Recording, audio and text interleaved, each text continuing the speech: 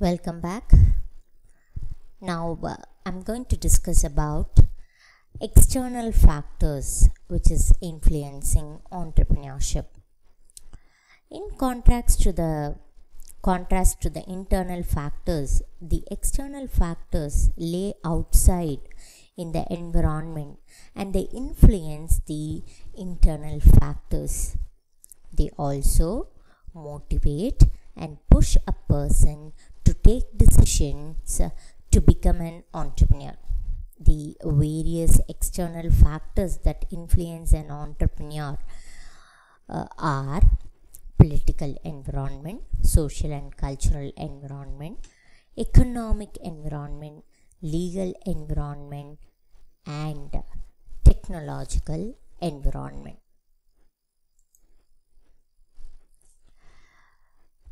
Let me start with explaining political environment.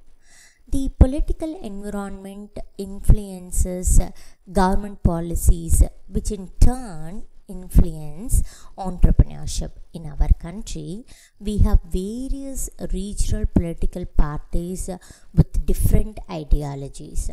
Andhra Pradesh and Karnataka are able to promote entrepreneurship effectively, and many new entrepreneurs are starting their venture there. Entrepreneurs will invest only where there is political stability.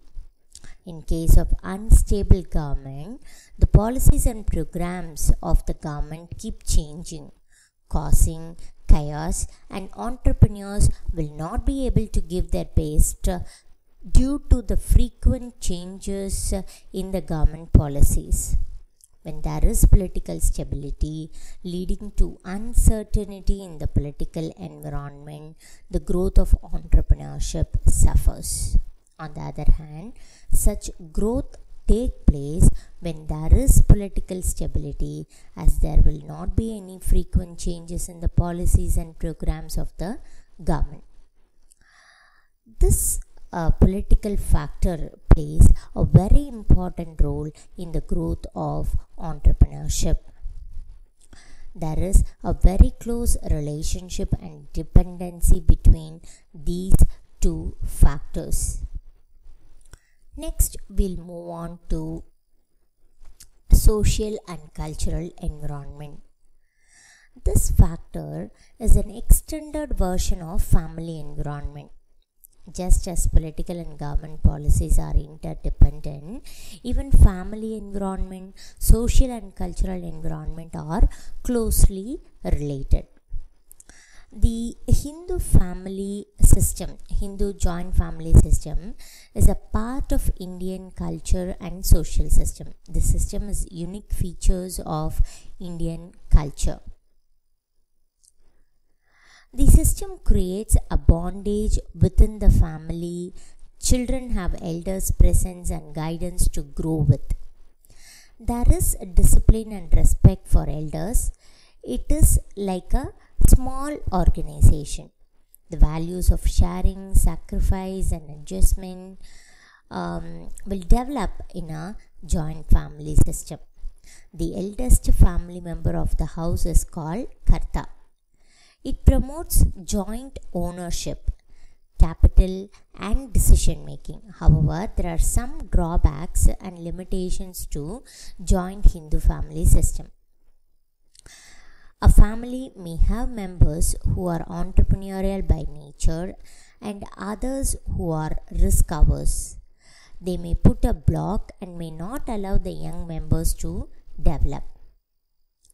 The case may also be reversed. A few people who are entrepreneurs will work hard, and other non-enterprising individual will also get the benefit because of joint ownership and capital. Baniyas have been a dominant business community in India for centuries. The Jains, Gujaratis, and Marwari businessmen can be seen in almost every part of not only in our country but also across the world. Similarly, in South India, we have Shettis in Karnataka, Chettiars in Tamil Nadu, and Komitis in Andhra Pradesh. Some communities are found in certain businesses. Gujaratis and Marwaris are engaged in manufacturing, banking, and trading business. Pawnbrokers are money lenders who lend money against jewelry, property, etc. Usually, Marwari communities are involved in these kind of businesses. And diamond industry, both export and domestic, is dominated by Jains from Palanpur. So the social status counts a lot while making the choice of a career. In India, it is a fact that salaried person enjoy better social status in society besides enjoying security of job, assured income, lesser working hours, and fewer responsibility. Even in the matrimonial market, preferences is given to an employed person than an entrepreneur. So preferences of salaried employment has gone to such an extent that educated unemployed youth are prepared to pay for obtaining a job than to utilize the amount of money for self-employment. All these are due to social environment. The social, cultural environment and values have an important bearing in the emergence of entrepreneurship in any society. When entrepreneurs command a lot of respect and regard from the society, more people will be motivated to become entrepreneurs. So, if you want to develop entrepreneurship in our country, the entrepreneurship has to given its due recognition. Once such a recognition is given by the society, more and more people would wish to become entrepreneurs. The socio-cultural system is dependent on the educational system. For bringing any significant change in social-cultural environment, the youth should be made aware of importance of entrepreneurship in society. The educational institution should emphasize more on the development of job creators rather than job seekers.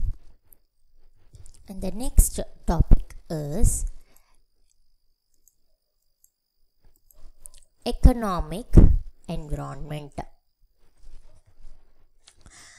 Economic environment pertains to the economic background of the individual, such as whether a person has ancestral property or property owned on his own, the details regarding current income, standard of living, and financial status that he enjoys, etc.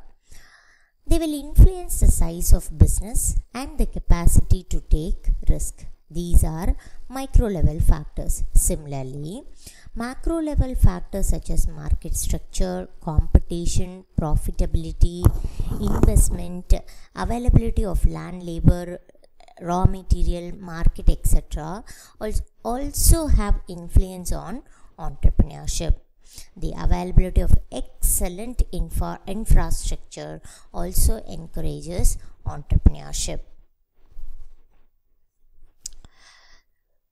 The next external factor is legal environment. Businesses have to operate in a legal environment. There are laws, rules, and regulations framed by various acts under the Constitution, which have to be followed by entrepreneurs. For example, if we want to start a shop, we have to register our firm under Shops and Establishment Act. The Act has certain rules and regulations which specify that there should be weekly holiday, child labor cannot be employed, lunch break should be provided, etc. Labor inspectors appointed by the government are empowered to visit any firm and verify various aspects pertaining to its functions. Entrepreneurs starting manufacturing units also have several laws governing their industrial establishment. For example, Factories Act 1948 makes it mandatory that if more than 20 persons are employed in the factory, proper drinking water and toilet facilities should be provided to them. Besides, we have sales tax and excise duty which have to be paid before goods leave a factory. There are central and state laws. Next, we'll move on to technological environment.